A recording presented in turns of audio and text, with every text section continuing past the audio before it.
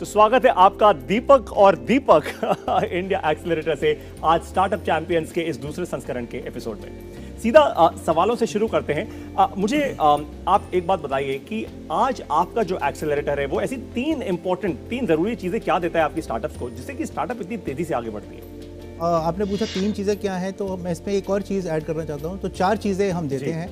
पहले चीज़ हम देते हैं कॉम्पिटेंसी। तो जो भी फाउंडर्स आते हैं ये बहुत यंग होते हैं, इनको बिजनेस करने का आइडिया होता है, लेकिन किस तरीके से इसको सिस्टमैटिक करके बहुत बड़ा बनाना है उसमें वो अभी थोड़ा सा उनको तराशने की ज़रूरत होती है। एक जगह पे हम उनको बिजनेस कैसे चलाना है, जिसमें लीन startup, design thinking, OKRs, business growth hacking ये बताते हैं। दूसरी तरफ हमारे डोमेन स्पेसिफिक मेंटर्स हैं जो उन स्टार्टअप्स के जो स्पेसिफिक बिजनेस एरिया है उसमें उनको मदद करते हैं कैसे करना चाहिए। तो एक कॉम्पिटेंसी बिल्ड करते हैं, फिर हम उनकी कनेक्शंस के थ्रू उनका बिजनेस ग्रोथ करते हैं। हम फंड रेज में हेल्प करते हैं, जो कैपिटल है उनका, और सबसे बड़ी चीज़ जो है वो है कम्युनिटी। तो क्योंकि हमारे पास 150 स्टार्टअप्स हैं, 200 करीब फाउंडर्स हैं, तो वो फाउंडर्स भी फिर एक दूसरे से सीखते हैं। तो ये पूरा प्लेटफॉर्म जब आ जाता है तो उसमें फिर उनको ग्रोथ। तो मुझे ये बताइए एक एक्सेलरेटर में और इंक्यूबेटर में फ़र्क क्या होता है? एक एक्सेलरेटर टिपिकली क्या है ना, आपके पास एक प्रोडक्ट है, उसका प्रूफ है, proof of revenue as we call it. तो उसको स्केल करने के लिए, उसको ग्रो करने के लिए एक्सेलरेटर होता है। अगर आपके पास एक आइडिया है, उसको आपको prototype, proof of concept, MVP stage तक ले जाना है, तो उसके लिए इंक्यूबेटर है। So idea to MVP is incubator, MVP to growth via product market fit is accelerator. Fantastic. आपका ग्लोबल नेटवर्क कितना बड़ा है? मान लीजिए कोई एक ऐसी स्टार्टअप है जो भारत में बना तो रही है अपना प्रोडक्ट या सोल्यूशन, लेकिन दुनिया भर को बेचना चाहती है, तो क्या आप उसको ग्लोबल एक्सेस भी दे सकते हैं? तो हम एक एंटिटी है जिसका नाम है ग्लोबल एक्सेलरेटर नेटवर्क। तो हम उस एंटिटी का पार्ट हैं। वो जो एक्सेलरेटर नेटवर्क है वो 90 देशों में फैला हुआ है। तो हम उसका क्योंकि पार्ट है, हम उन कंट्रीज़ में उन एक्सेलरेटर्स के अंदर एक्सेस दे सकते हैं। हमारे अभी हाल फिलहाल में जो ऑफिसेज़ हैं वो दुबई में और श्रीलंका में भी एक्सेस है। हमारे जो एंजल नेटवर्क्स हैं जो स्टार्टअप्स में इन्वेस्ट करते हैं वो हमारे सिंगापुर में है, दुबई में है, US में है। तो इस तरीके से हम जो स्टार्टअप फाउंडर्स हैं उनको ग्लोबली हम एक्सेस करा सकते हैं मेंटरशिप, कैपिटल और ग्रोथ के लिए। अरे वाह! तो आप सब लोगों को पता है मेंटरशिप, कैपिटल और ग्रोथ अगर चाहिए पूरी दुनिया भर में कहाँ आना है? इंडिया एक्सेलरेटर के पास। देखा कितना आसान कर दिया आपके लिए। आगे बढ़ते हैं। जब आप लोग अपने एक्सेलरेटर में फाउंडर्स को लेकर आते हैं तो 3 या 4 बड़ी क्वालिटीज क्या देखते हैं उनमें? आप कैसे चूज करते हैं कि ये इंसान सही होगा? सो द फाउंडर सिलेक्शन जी is a very important aspect for us. हम लोग फाउंडर मार्केट फिट, एक जनरली टर्म यूज होती है प्रोडक्ट मार्केट फिट, बट हमारे लिए फाउंडर मार्केट फिट होना बहुत जरूरी है। और जैसा आपने पूछा कि वो क्या क्वालिटीज है, हाँ जी। आजकल सब वक्ता बनना चाहते हैं जी। हमारे हिसाब से फाउंडर के लिए एक अच्छा श्रोता होना बहुत जरूरी है। Being an intent listener is very important. The second thing I would say is problem solver. जी।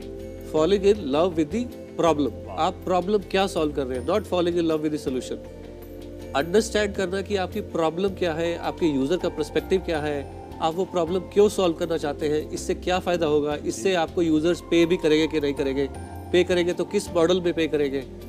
एक अच्छा श्रोता, एक अच्छा प्रॉब्लम सॉल्वर।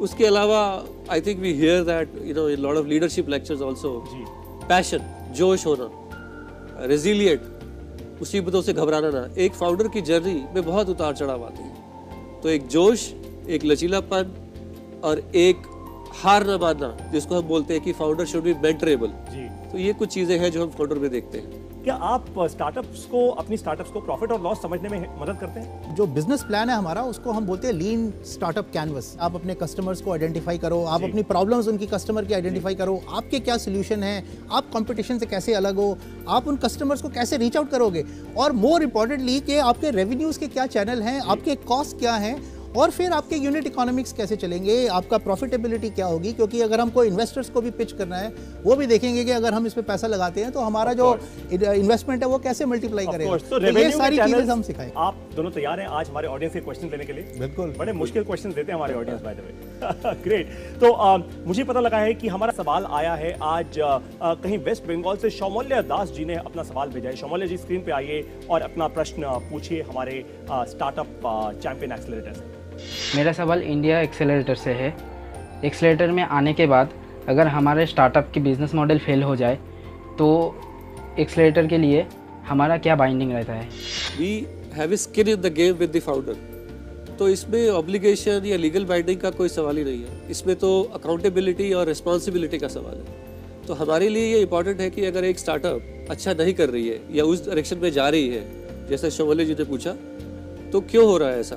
क्योंकि मेंटरशिप अगर बिजनेस ग्रोथ के लिए है तो मेंटरशिप उस प्रॉब्लम को जानने के लिए भी होनी चाहिए, उस प्रॉब्लम को सॉल्व करने के लिए भी होनी चाहिए, और फिर उसमें क्या पिवट करना है, क्या चेंज करना है, किस टारगेट ऑडियंस को किस तरह से नया प्रोडक्ट या नई सर्विस देनी है।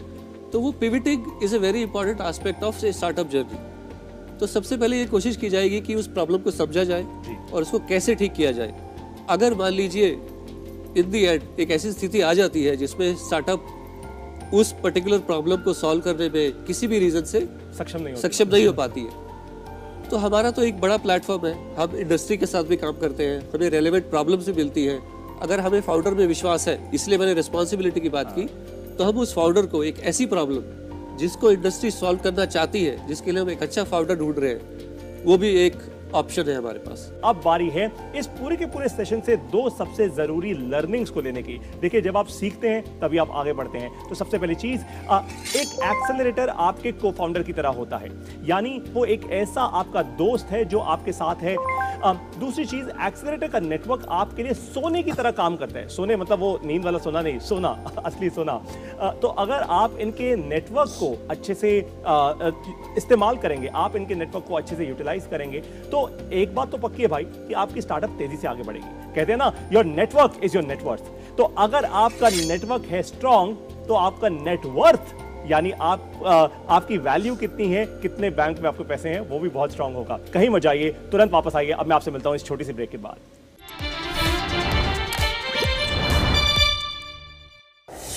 An enchanting landscape,